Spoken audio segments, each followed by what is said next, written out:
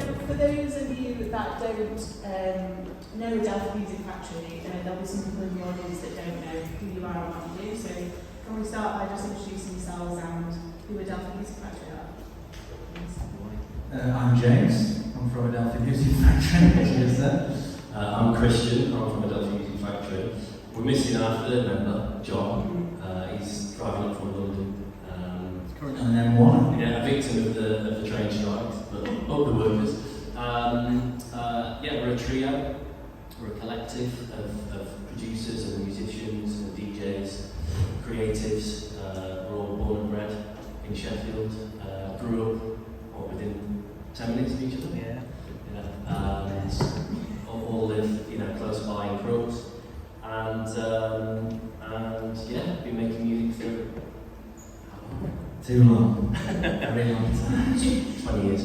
Yeah, you paused then, Don't like to say that. So where did the idea for Adelphi Music Factory come from, and how did you become what you are today? Like I just touched on there, we've all worked or made music for the last 20 years, sometimes together, sometimes independently. We've all worked in different kind of roles in the music industry as well, I suppose. I co-own a PR company that helps artists get played on radio and gets music to DJs. James, you obviously work in production and produced other artists. And been producing for, like I say, good 20 years now. Different solo careers, different things like that. Helping other artists, co-production, engineering, mixing, DJing, a bit of a hat-changing job, really. Yes. And John and James both worked at Yellow Watch Studios in Newsend. My band back in the day rehearsed and recorded there as well. So we've all been involved in music, and then it was back in 2017. John and I were working on some music together, and actually dug out a track that John and I had made probably about 10 years before, and I started to work on it, and I started to chop up the sample and rearranged it in a different way, and then I found a vocal sample by a gospel singer called Shun Pace, and combined the two, and this became a track called Javelin, and this was our debut release, and it was the first time making dance music that I actually got goosebumps when I actually made it, and it was just like a bit of a moment for me. I just felt that there was something different at this time, and I said to John, I think we should run with this one. Let's think of a new name for the act, and let's see where we get to with it. For about 3 months, we didn't have a name for the act, so it was just Javelin. So we sent it to DJs, and it was just known as Javelin. And we sent it to like 10 top DJs, and they all came back saying, "This is the biggest song in our sets." Got the goosebumps when I got those reactions as well. It's like, okay, we're on something here. And then it's like, well, how do we, pay homage or tip the cap to kind of Sheffield? And there's a massive list of names that we went through. Some are absolutely ridiculous looking back at them now. Besson the Converter. Besson the Converter, Javelin, imagine that. Daft Apeth was another one as well. But we settled on the Adelphi and the Music Factory because they were two clubs that we both DJ'd at, and it felt great together. And also looking into what the meaning of Adelphi was. In Greek, it means brothers or sisters. So it's that kind of. So quite fitting for you. Yeah. That was the kind of birth of it really, and through 2018, it was probably one of the biggest dance tracks of that year. It was made hottest record on Radio 1. It ended up on the playlist of Radio 1. Yeah. Greg James is posting on his socials, listening to it in the bath. Mad stuff like that, and it kind of came from there really. Yeah. And then James, you came into the fold the following year, I think it was. Yeah, well, I've always had a relationship with music for years, haven't we? I remember you both sent me home, and I was like, this is special. Like it really, again, giving me goosebumps.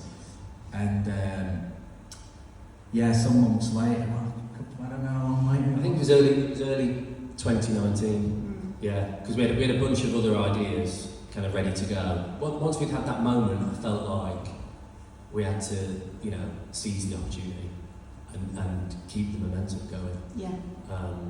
So we kind of knuckled down and made a load of demos, and then we sent them to you. Yeah, and that's what sort of brought me into the fold, and then, yeah, sort of... Then we became Trio. Trio. So you mentioned earlier that there's the three of you, but then you're a collective of creatives and artists around that. So how do you go about choosing who you're going to work with? Do people approach you? Do you approach people? How does that work as a bigger collective for Adelphi Music Factory? Yeah, I mean, we have had people approach us, and the kind of design and kind of visual side to Adelphi Music Factory came from kind of two young upstarts, two twins that had just left university called Glenn and Nathan McElworth, and they were just about to start their own design and creative agency, and they'd heard Javelin and loved it, and loved kind of all the imagery and kind of some of the kind of socio-political kind of slogans that we were using. Yeah. And they approached us and said, did we want to collaborate? So the kind of the logo that you see for Adelphi Music Factory, which looks like a factory but also some piano keys, that was them. Yeah. And everything that we do with our live shows, with all the imagery and all our artwork, that's them as well. So that was someone approaching us. Yeah. And they just totally got what we were about. But then also, we reach out to songwriters, top-liners, vocalists. We're starting to do more collaborations with other producers now as well. So yeah, it kind of works both ways, I suppose. I think just being open to working with anyone, those that get you, you continue to work with them. Yeah, because that was going to be one of my questions for people who haven't been to an Adelphi Music Factory gig. The graphics behind when the guys DJ, they're just phenomenal, and they're slightly political and a bit... Sometimes not in sync though, which really gets to me. Very hard to sync them up, yeah. Often not in sync, let's be honest. I didn't notice at New Year. Maybe I've had too much to drink, but yeah, that was going to be one of my questions around how you go about putting on a show, because it's very much about the music, but also for me as someone who goes to lots of dance music gigs, it's also about the experience of it, the lights, the combination of the graphics behind. How do you go about putting together everything so that it's a kind of multifaceted experience? Well, it's something that's really important to us. We put a lot of thought into, and we're always trying to evolve the show. And we just kind of, I think the thinking is we want it to leave something in people's minds rather than just be another generic DJ set. Not having to go with that, obviously it's an art form and we're very passionate about it, but we just, a lot of the sets that have stuck in our minds there's been something a little different. Yeah. And so we spend a lot of time trying to think about it. I think on those bigger stages as well, are you talking about the Warehouse project? Yeah. Yeah. That's the biggest stage, isn't it? It's pretty big. Yeah, it's an opportunity, like James says, to leave an impression.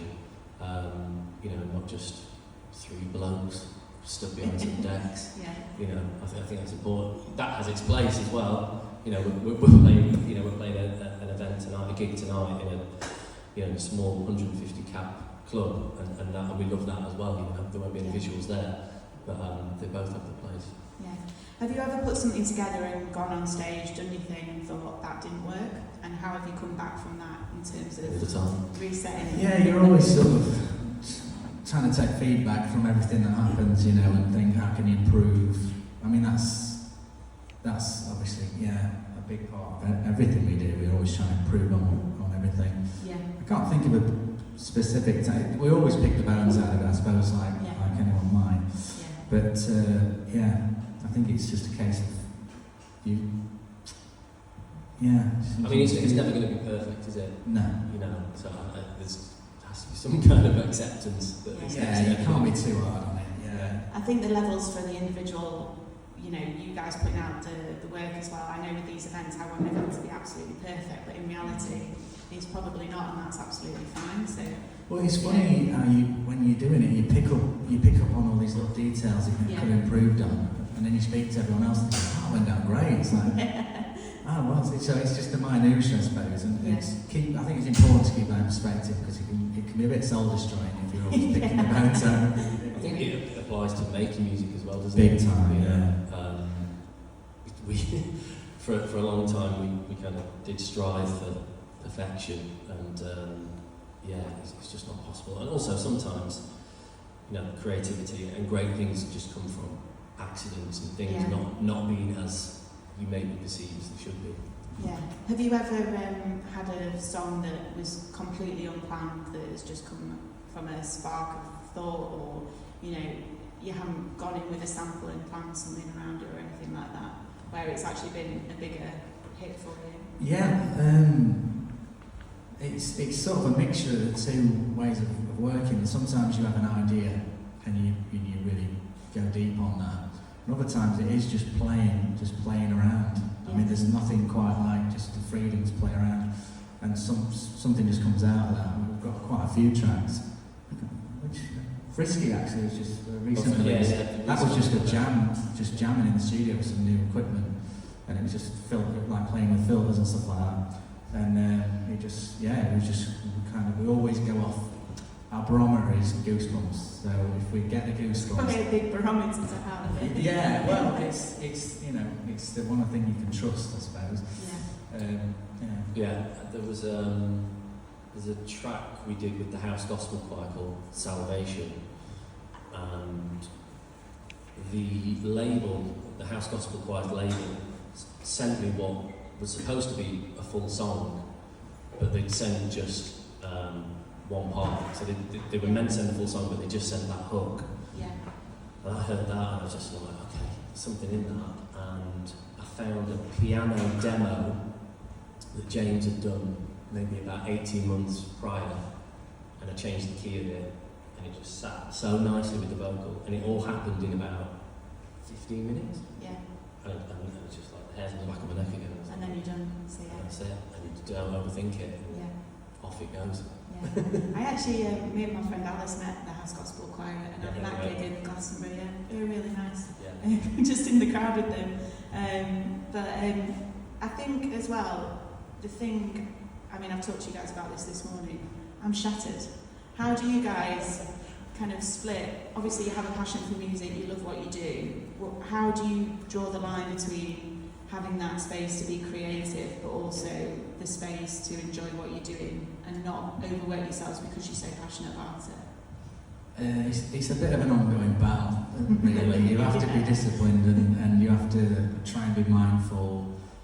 A lot of meditation. I don't know if anyone's into that sort of thing, but I think, it's difficult, to be honest. It's challenging to not overwork and get too caught up, and like you said before, when you start picking the bounds out of what you do, it's a challenge, you've got to take care of your mental health, I think, in this sort of thing. Do you constantly find yourself having a reset then and having to kind of look at what you're doing? And I mean, you guys have told me your schedule for today. It's a bit of a reset. Yeah, you guys have told me your schedule for today, and it's manic. How do you kind of balance that with having your days where you don't do anything if you do that? I mean, for me, the music is actually a release. Got a young family and a day job as well, so it is a juggle. But just having those creative moments, whether something comes of it or not, I do find that a release. Yeah. Bit of an Annie Mac. I am an Annie Mac fan. If you've ever listened to her podcast, it's called Changes, and she always asks this. The premise of the podcast is what change was most important when you're young, when you're in your career-defining moment now. So I'm going to ask an Annie Mac question. So, what is the biggest change that you guys have faced over the past few years, being in the music industry, going through the pandemic, and coming out the other side?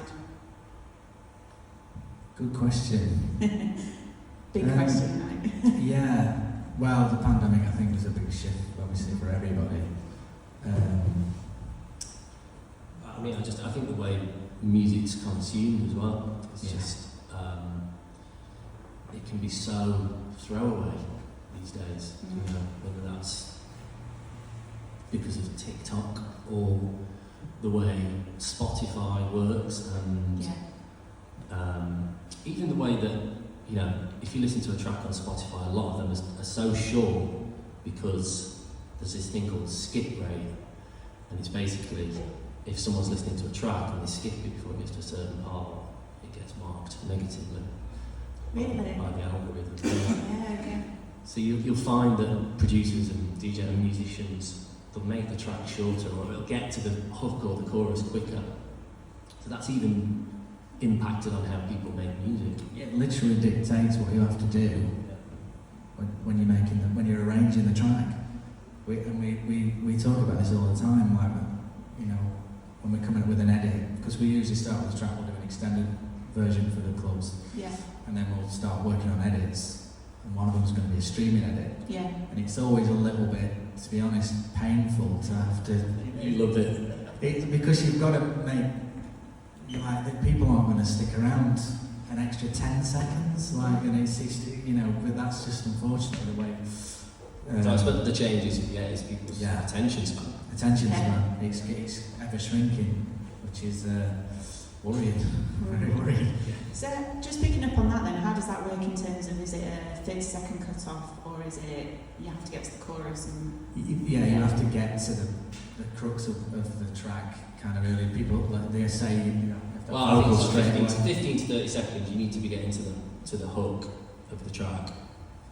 Yeah. Sometimes, which is very quick. Sometimes it's like you've got to have a vocal at the beginning, even if, like, you might have an important, say, musical part that as Quincy Jones used to say, the distinguishing line of a track.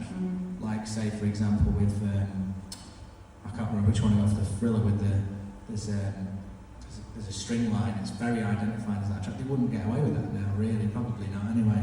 Well, certainly labels would be breathing down their neck to change that, which is, you know, I think a real shame that it's going that way. But at the same time, you kind of have to tell the line a little bit. Yeah, you just play again, but I think sometimes it's just nice just to put it out as you intended. Yeah, as well, definitely. You know, So would you guys change the streaming edit based on knowing what the parameters are of the algorithm? So, for example, if you had an extended club mix, would that be longer to the chorus and the hook? Yeah, and the radio edit would be a bit different, and the streaming would be completely different. Well, yeah, for those that don't know how that sort of thing works, the extended one uses for DJs. It's got a big long drum track at the beginning for mixing. And obviously people don't want to listen to that. So, but also even like what used to be a radio edit, like maybe 3 minutes, sometimes that's too long. And we do try and play the game a little bit, but also we don't want to sacrifice any of our, you know, integrity of an idea for that, just because people might not have, you know, someone might skip. It's like we don't want to lose the sense of an idea. So we'll keep an eye on it. But it is difficult. We're still trying to, I suppose, adjust to that, would you say? Yeah. Every track. Like, every track. Yeah, we make a little compromise if necessary. But other times, like, we've got a track at the minute that's coming out, which is, I mean, the whole idea of it is kind of, how do you describe it? Kind of which one? Help me out here, which one? It's the unknown. Where's all the love gone? Where's all the love gone? Sorry. Yeah. Where's all the forget the names of them. But yeah, it's called Where's All the Love Gone, and it sort of starts off with this vocal part. It's a very hypnotic looping track, and I mean, it's sort of a nod to certain tracks that we were inspired by from the sort of late 90s, you'd say, like sort of French house sort of scene.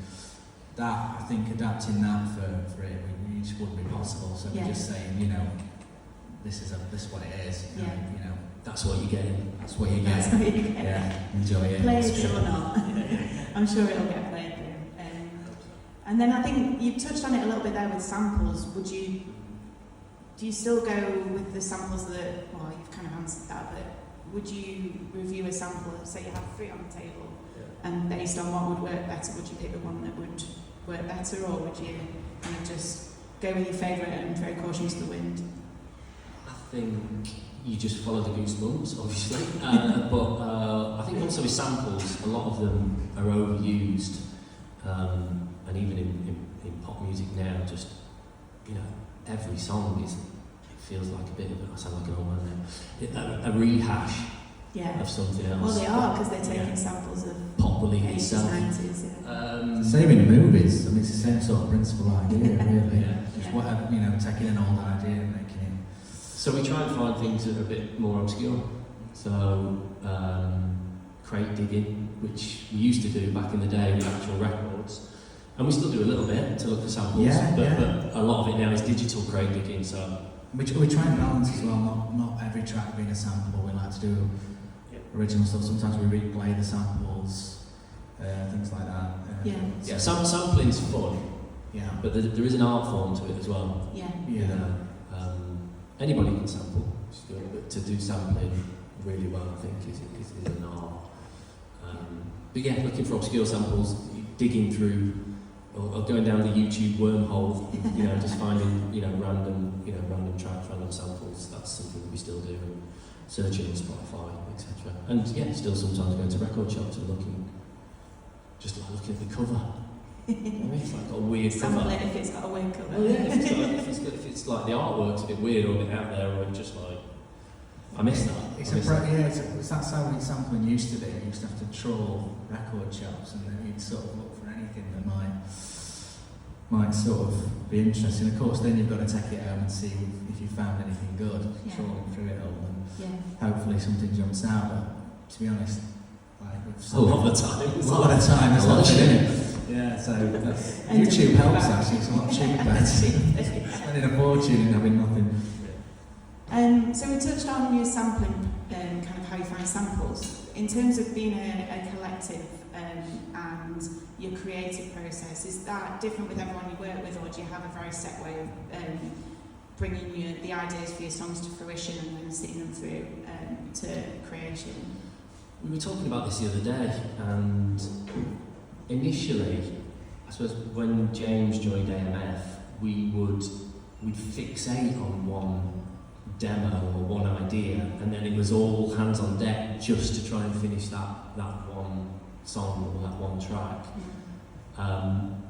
And that was it was good in one way that it was kind of focused and we were all looking at one track, but it became quite painful after a while. Yeah, we realised after probably too long that it's probably not the most effective way of working, so we found that it's much better to work on, to do lots of ideas on tracks and then finish the best of those and keep the sort of the thing is when if you're working on one idea at a time, there's a part of you that thinks I've got to make this really special, and that becomes an obstacle to anything special. You can't get to that anymore because you're just desperately trying, and it doesn't work like that. So we try and create a freedom by not being pinned down by one idea. You feel free to just sort of explore any idea, and then we can all look back. We all have a look and go, well, which one of these is really making us feel something? Yeah. This, and this. Well, we'll finish those, and then you can sort of bring a more objective look into it later and sort of say, well, this one would be, good for a release at this point, and perhaps we could collaborate with this one, or so we sort of learn to do it that way. And sometimes you make something and straight away that it's good, and other times, you'll sit on it for a while and then reappraise it, maybe a couple of years down the line and go, actually there's something in that, and then you work on it, and that's that way of working we found much more freeing for us. Fruitful. Do you sit on things for years then? Yeah. Javelin was an idea that started 10 years prior. I touched on it. The instrumental for Javelin, it does sound different, but we'd had it for about 10 years prior in The initial in another iteration. Yeah, we didn't have a vocal on it at that point, and I kind of changed the key and changed the piano lines round slightly. That's mad. Yeah. To say that your music industry and everything is so kind of like you move on really quickly to sit on something for 10 years and then. Well, that's the thing. If you go back in that amount of time, you might have something perhaps timeless, which is another thing we try and sort of think about, making something that people might want to listen to in 5 years, 10 years, 20 years, rather than something that's just like a disposable DJ tool, which there's so much of now. Yeah, we've got probably about 50 to 60 demo ideas, like in a pot at one time, that we'll then just and have a look at. the beauty of that as well, when you've got all these ideas, is you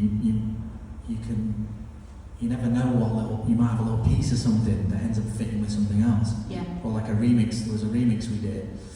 What's it called? We were talking about it earlier. I'm terrible with names. We did a remix of Georgia.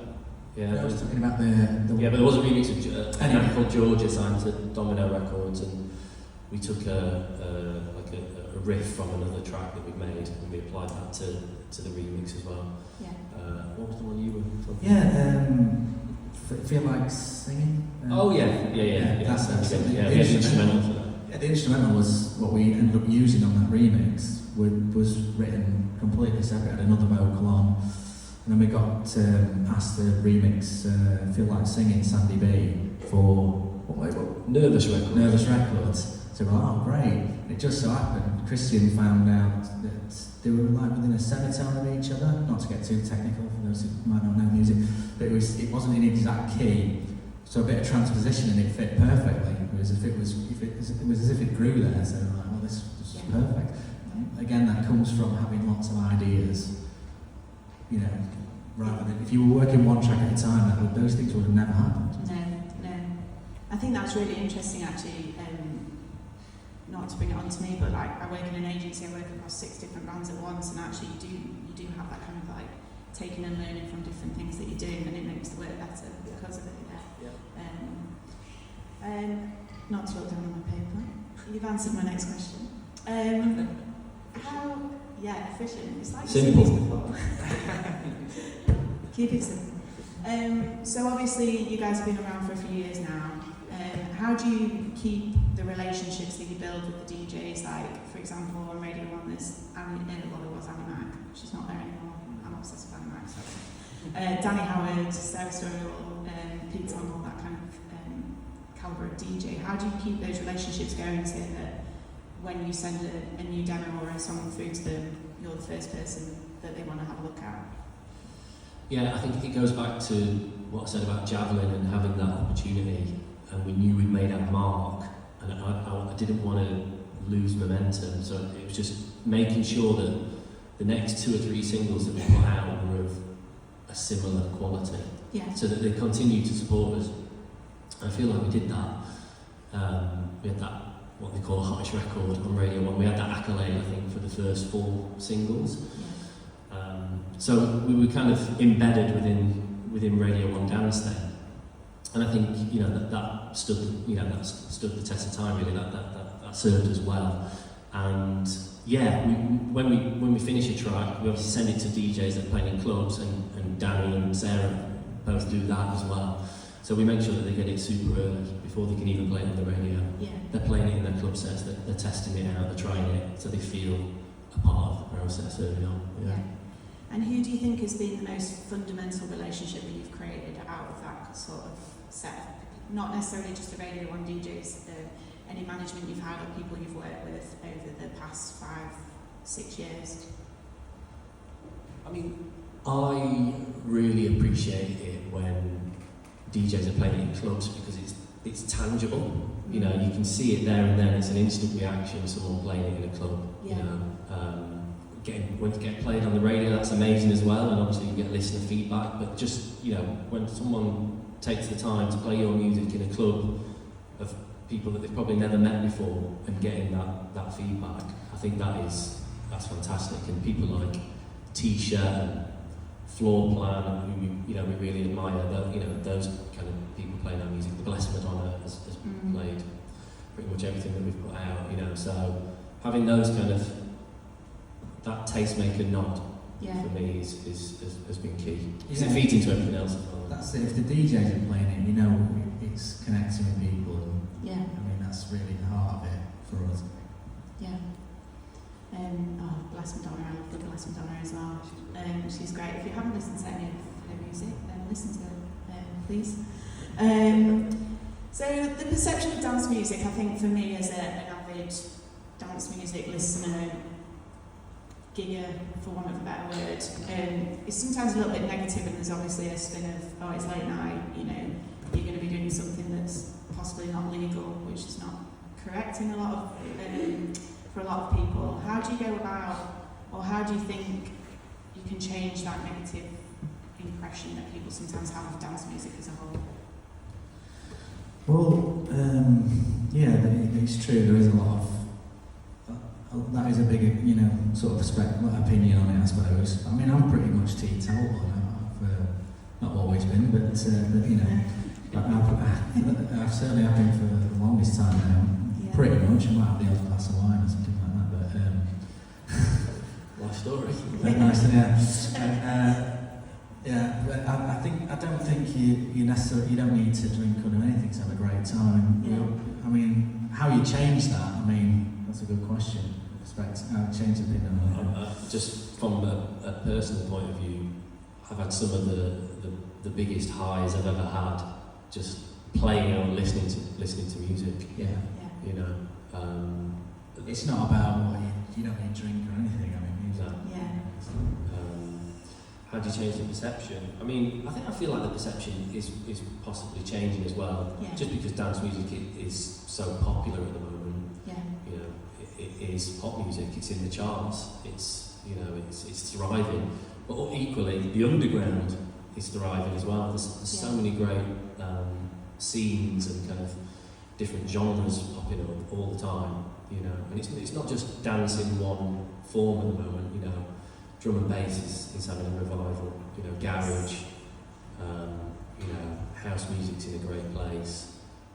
There's this slightly bonkers, faster stuff that's coming out of Berlin that just sounds like honk to me. But you know, Happy hardcore. Yeah, happy hardcore. But yeah, you know, kids are loving that as well. So yeah, I think a lot of that is escapism as well, right? Mm-hmm. You know, and the times that we're living in. Yeah. How do you feel about, I'm going slightly off script here, but how do you feel about dance music becoming more popular? Obviously there's a benefit to you as artists in terms of the music is being here, you might earn a bit more money. But also, is it the people that you come across, are they kind of resisting it, or are they just going for it and, you know, having a good time around it? Because I think sometimes when you get these niche genres and they become more popular, people resist it a little bit because it becomes the norm rather than their little... We haven't experienced much of that personally, I don't think. Yeah. I mean, thankfully, yeah, so everyone seems pretty... I mean, it depends where you go. If you go online to Instagram or wherever, you're going to find a lot of negativity in the comments. I think you're always going to find someone... I think people seem to be unfortunately more vocal about things they don't like than what they do like. But I like to think and hope that that's not necessarily a true representation of what's going on out there. I don't know if I'm answering this question. I think it comes back to the real life thing, isn't it? Go to clubs, go to gigs, you know, experience it there. Yeah. You'll see people that are there for the right reasons. Yeah. Not, you know, major record labels or you know, online comments on YouTube or Instagram. You know, go and experience dance music. Yeah. So obviously you've got a big gig tonight back in Sheffield, in support of Mondo Radio. If you haven't heard of Mondo Radio, they're a community radio station in Sheffield, and I might be on the airwaves soon. I need to work out a format of a show. But the guys are doing a charity gig tonight. How do you feel about being back in Sheffield? Would you come back more often? Like, how do you James still lives here. here. Oh, you still so, live here, yeah. All right. Yeah. You're Always here. Not pressure to you. Yeah. Me too. I feel like I never get out. I love coming back. I love coming back. I love seeing all the old haunts coming here. You know, being sat on stage here is amazing. Yeah. You know, I came to a night here called Rise in the 90s. I'm showing my age now. Which we named a track after, actually. Yeah. So that was a house night here. I was too young. Should have known better. But, and then came to loads of gigs here as well. So yeah, I love coming home. It's great. Yeah, love Sheffield. And yeah, tonight's going to be great in aid of Mondo Radio. And the link there is through the promoters Flock that are putting the party on. and they're putting on some of the best parties in Sheffield. They've booked us before. We really like what they're doing. They're a really great collective, and I think they've got a similar kind of outlook to us as well. And they've got a show on Mondo, and they mentioned to us that Mondo was actually struggling and looking at closure at one point. So we've been looking for something to do in Sheffield with a kind of charity aspect to it. Yeah. So it kind of came together nicely, really. So and I think Mondo's saved now. I think That's good. Yeah. That's good. So tonight will be great. It's sold out, and it's going to be good. Us, the Flock Boys, and a girl called Scarlett O'Malley, who's a really great DJ as well. Yeah. Why have you never left? I think that's it. For me, I've lived here for a little bit too long, and sometimes I question why I haven't moved anywhere else, but then I come back to the sense of I bloody love Sheffield and it's got a lot going for it, so I think, again, going off script, but from a personal point of view, I'd like to ask you that. Well, it's been tempting, especially when, often with anything sort of creative, like the music business, going down London can be an opportunity there, can be beneficial, but I've got a lot of family here and, things like that. My mum's here, I'd like to, I think she'd, faint if I said I were leaving. So, I don't like to leave her, but, and obviously it's a special place to me, I wish I could say I spent more time in the nightlife here, soaking it up. Unfortunately, I spend most of my time in the studio.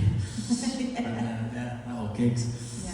I think things are changing. I feel like the focus has always generally been about London when it comes to music, or the music industry, should I say. There's always been obviously great scenes in other cities, but I feel like that's starting to shift now, which is great. There's more focus on the north.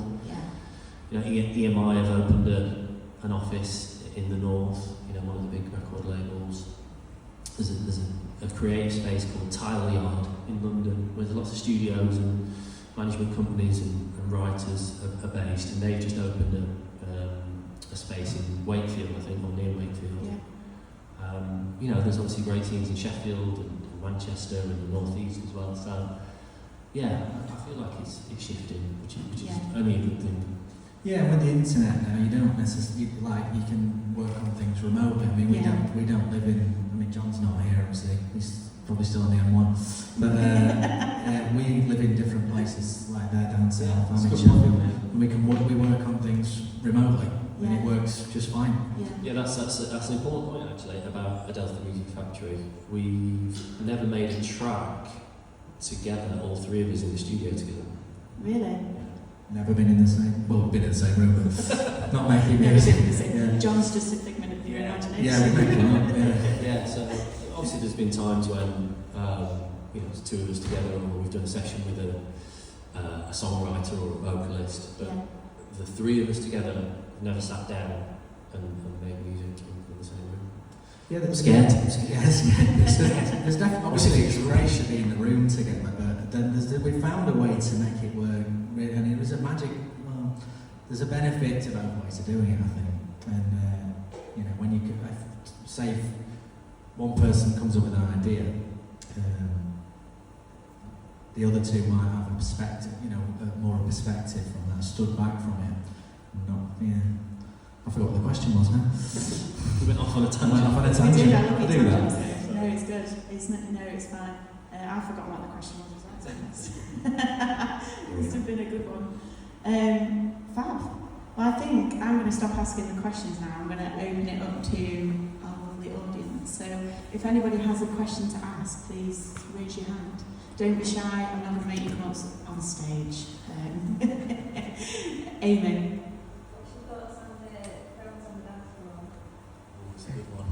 Phones on dance floor, to do that. Yeah. I'd love for people to not have them, ideally, on the dance floor, because it really, and again, not to show our age too much, sort of remember a time when that wasn't, and it's almost certainly it's had a damaging effect. But I suppose if you're of a generation, because we're of the generation when we knew what it was like before the phones, and we're experiencing it now with the phones, if you're of a generation where it's just phones, is that just normality? Yeah, true. You know, It's just so difficult. Is it just, you know? You see that it You're pulls people. a young person. What do you think of it? What do you think? Good. Yeah, some clubs are already banning them. Yeah. I think it's that if clubs are banning them, and you're committed, right? If you're going to go in there, you hand your phone in, you want to go and dance. Yeah. Yeah, I think that there is It's the week from the chat. there's definitely a sense that I think it's pretty unarguable that when you get lost in your phone, it does take you out of the moment. Yeah. And of course, it's great to have a phone. They have lots of things you can do with them. You can film it. But that's the thing, when you've sat filming an event, like filming every moment, you're not really experiencing it. It's not this, you know. And I'd say for anyone out there, try not having a phone. Just go out. I mean, no one's going to be able to do that. But like, go and try it one night, go out without it. Switch it on. Are Liberate. you going to say that tonight? No phones on the dance floor? Well, I just don't think people are going to listen to that. Me and Robert. People just go, oh, shit, well, it's fine, it don't bother me, you know. But it's, you know, I think they're here to stay on, unfortunately. Yeah, I think it's an interesting debate, isn't it, with the attention spans of people, and actually, if you're going to a gig, you should be having the full experience rather than looking at your phone. Or, I mean, how many of us have filmed something on our phones and never looked back at it again? I definitely have. Yeah. The phone's filled with it. Do you know? Yeah. Well, it was until I sort of realised I don't want to do that anymore. Yeah. Personally, you know. Yeah. I mean, I've got 1,000 pictures of my dog who I live with, and I'm with constantly. I lie. Any more questions? Ooh.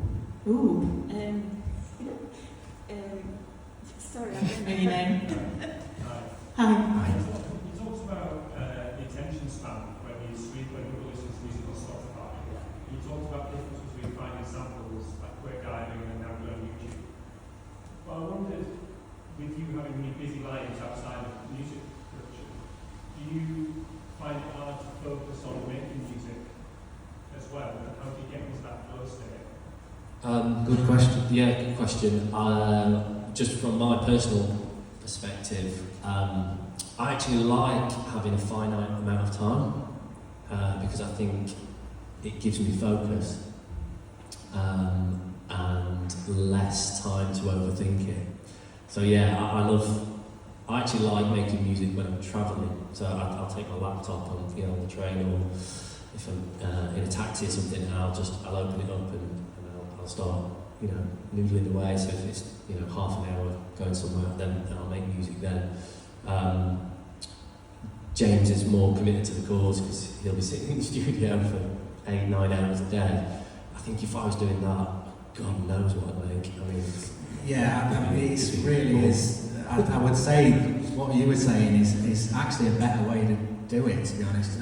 Quincy Jones once said, when he was doing Thriller, I think Thriller was made in, I might be remembering this from, about 6 weeks, the whole thing, which is incredible. And he said we didn't have time for what he called paralysis from analysis, right? Which I think helped, he said helped them tremendously. And I think having a set amount of time can really help to this is the time I'm going to work in, I'm going to just, between this time and this time. And if you're in the flow and you feel like you can go past that, then great. But what I found on the other side of it, doing 8-9 hours, that it's just too much. Yeah. It can be exhausting, and it's just I don't know. It just doesn't. It's different for different people as well. It is. Some I suppose some creatives might struggle with knowing they've only got 30 minutes to do something. Yeah, true. Very true. I think I'd have a panic attack if anything. It differs from person to person, but for me personally, I love just having those bursts of creativity. Yes, to answer your question, I think try and find a space. I would say, if a pocket of time if you can, and consistency as well. I think you're better off like an hour every day, or at least Monday to Friday, rather than 8 hours once a week. Flip it on its head. As with anything, consistency, small time many times, short time many times, I think is the key to a lot of things. And especially because you hit your stride then. Do you know what I mean? I think so. But John obviously struggles a lot with his time. Sometimes Yeah. you can only do like half an hour, Yeah. you know, a day, and he'll come up with an idea every day, you know. So, and again, that's the thing. If you just think, well, I've come up with an idea. If you've only got a short amount of time, you could say, well, I'll just come up with a seed of an idea, and then maybe you do a different one the next day, and a different one, and then by the end of the week or the month, you might have 30 or whatever, and you go, well, this is the best one. I'm going to finish this, and you just use that time to just chip away at it, you know. So you can work around it, I think. I think that's really interesting that all three of you have a different way of working, actually, because Very different. I probably think I'm the same as you in terms of if I haven't got a deadline, I'm just like, yeah, I can do it tomorrow. And then as soon as you put a deadline in, I'm like hyper focused on it. I've got a deadline, I have to do it today. Yeah, so it's interesting that there's kind of three quite distinct ways of working there. Yeah. Thank you for your question. Who's next? I can't remember who had the hand up, apart from Kareem. We'll go Kareem first. And so, obviously you guys are musicians, very successful musicians. How do you find turning your passion into something that you're also making money from? Because I see that sometimes when you're making art, but you have to cater to like an audience, it might detract from taking some risks. How do you guys balance that? How do you find that? That's a good question, a really good question. It's challenging. I mean, it's took me quite a lot of years to really turn it into something that I could make a living out of, really. I mean, that's just the truth of it. So I think there are... Trying to look at it, it's difficult, especially if you're an artist and you don't want to compromise, you know, your art to make money. I mean, I think that can be, unfortunately, a disaster. That's my perspective. I think, again, just going to quote Quincy Jones one more time. So I said... Third time. Yeah, third time. Sorry. But I love Quincy, but he made a great point on... He wasn't talking about that specifically, but he sort of said if you I think you can fall into this trap and you start trying to then make things to please people, you should think that's going to earn more money perhaps. And what can inevitably happen is they don't like it, you don't like it, and that's a disaster. Whereas if you make something that you love, you'll always have an audience, and we sort of live by that. Now how that turns into money and you know, a living, it's difficult. For me, it's been a bit of a hat changing job, like a bit of engineering on the side, sort of multiple streams of income kind of can help. But it's difficult. I must say it's a challenge. I wish I had more sort of advice. Well, yeah, I mean, our reality is, you know, we all have other jobs as well, don't we? You know, so Adelphi Music Factory is not our full-time job. And yeah, that is a reality, I suppose. But music production is my full-time. Yeah. It's again, I'm not just solely AMF. I work with record labels and artists doing additional production, mixing, writing, anything really. And you know, I split my time between Adelphi Music Factory and that. And so yeah, I mean, which has been very rewarding actually. It's I find that. You think you become exhausted and you don't have time, like any energy for anything, you know, to do your own stuff. But actually, it's been the opposite's been true. So yeah, I would say, don't be afraid to sort of do whether that's a job, a daytime job or whatever, a part-time job, to supplement what you're doing. And have time to break up. You certainly don't have to do it full time to make something out of it. I know many people who've developed very big careers out of just little bits of time here and there. And it goes back to what we were saying before. Actually, it can actually work better for you in a way. Thank you. Final question in the back there, please. Yeah, sorry, you. I've really enjoyed this. Really good to hear and listen to you guys all talking. Thank you. But something that popped into my head as you were talking, and it does kind of touch on some of the stuff that you have talked about, is it's more to do with the rate at which you might release the stuff that you're producing. Yeah. So the question comes from, I think I wrote a mix on that quite a few years ago, but you know, if you go back to mid-90s and before, if you were in a club, you'd hear a track, you'd get the goosebumps, the hair stand on the back of the neck, but the only way that you could get that was to go back the next week or of time, and I suppose you want to reflex and board it rather than say you can listen to it straight away. You can find a track online and you can absolutely hammer it, chasing that goosebump feeling, but then very quickly get bored of it. And so does that put more pressure on you to release the next track quickly, because the thing that you released 3 weeks ago has already kind of gone, hey, Good question. All good questions, Ethan. Yeah, I mean, we initially tried to go down the route of not releasing too much because we wanted them to feel like moments, didn't we? And that worked for a while. But then I suppose you do get that pressure of, streaming services or, people online wanting new music and wanting more music. So we did up the ratio. Yeah. We have upped the ratio in terms of what we do put out there.